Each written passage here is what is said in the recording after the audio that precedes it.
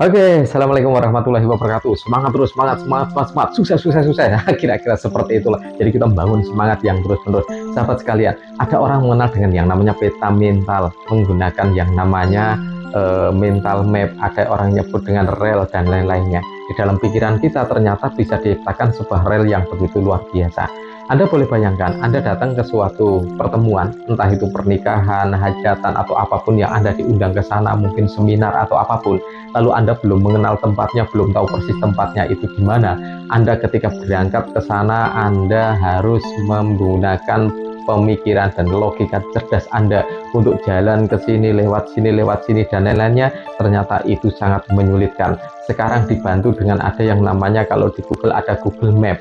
Kita tinggal tujuannya di mana, kita sekarang SS condition ada di mana, kita pencet rutenya, ada direction yang sudah akan memberi informasi kepada kita, jalannya kita ke arah mana, belok ke kanan, ke kiri, lurus atau belok kemana, sudah jelas. Bahkan ada pilihan, mau lewat tol, mau yang tidak lewat tol, mau jalan lewat jalan kecil, kita boleh merubah sendiri, boleh modifikasi sendiri. Di dalam kehidupan kita banyak pattern, dogma-dogma yang sudah tertanam di dalam pikiran kita.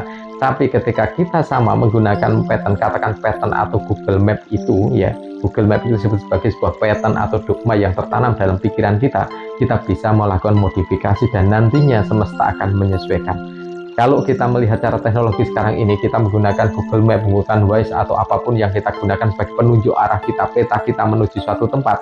Begitu kita melakukan sesuatu merasanya tidak cocok, saya nggak mau lewat sini, saya pengen lewat jalan yang lain, tinggal kita geser, kita rubah dengan modifikasi, dan akan diinformasikan bagaimana resiko-resiko yang terjadi. Oh, lewat ini lebih lambat 10 menit, oh lewat ini lebih cepat 2 menit misalnya. Akan ada resiko, benefit, dan profit yang akan ditampilkan ketika kita merubah sebuah situasi dalam kehidupan kita.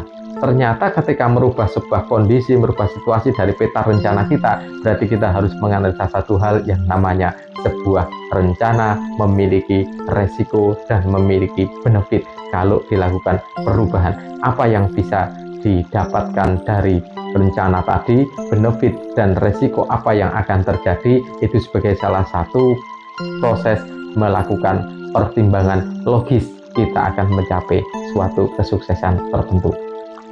Ada satu bisnis, ketika bisnis ini akan ditambahkan dengan satu bisnis yang berbeda, sertifikasi yang berbeda, maka apa yang terjadi di sana? Kita perlu melakukan sebuah perubahan logika berpikir kita, tentu akan berhitung bagaimana tentang resiko negatif dan resiko positif, bagaimana kerugiannya dan bagaimana keuntungan yang bisa terjadi. Dapat semuanya. Dalam hal ini kita sudah memiliki part-part yang di dalam memori kita bekerja untuk melakukan proses melakukan pemikiran, penyesuaian, koordinasi, sinkronisasi, penjajakan, dan lain-lainnya. Itu adalah part-part cerdas di dalam diri kita. Part cerdas itu berupa kumpulan memori-memori yang sudah masuk dalam diri kita, baik dari majalah, televisi, dari internet, dari nasihat orang tua, dari kita sekolah, dari baca buku, dari manapun, merupakan part-part memori yang cerdas yang akan terolah, yang secara otomatis akan menjadi bahan olahan, menjadi proses, menjadi penentu, menjadi pedoman-pedoman di situ yang kita boleh memilih mana yang akan kita lakukan. Kita tahu sebuah resiko karena kita pernah mengalami, pernah membaca, pernah punya pengetahuan, pernah punya wawasan. Kita tahu profitnya, benefitnya karena kita juga sama halnya karena memori itu sudah ada. Kita tahu gula itu rasanya manis karena pernah suatu ketika sebelumnya kita pernah merasakan gula itu manis.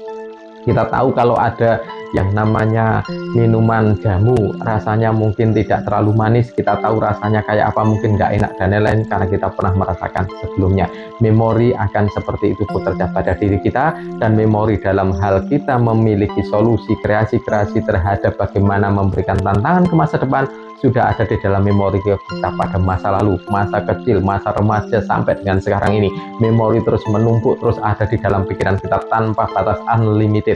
Kenapa? File memori dalam otak kita diberikan oleh Subhanahu wa Ta'ala berlipat-lipat ganda. Harddisk yang sekarang ini ada di dunia, yang ada sekarang ini sebagai alat penyimpan data di dunia, belum bisa melewati besarnya kapasitas yang ada di otak kita, yang hanya mungkin beratnya sekitar 2,5 sampai 3 kg yang ada di kepala kita di setiap manusia.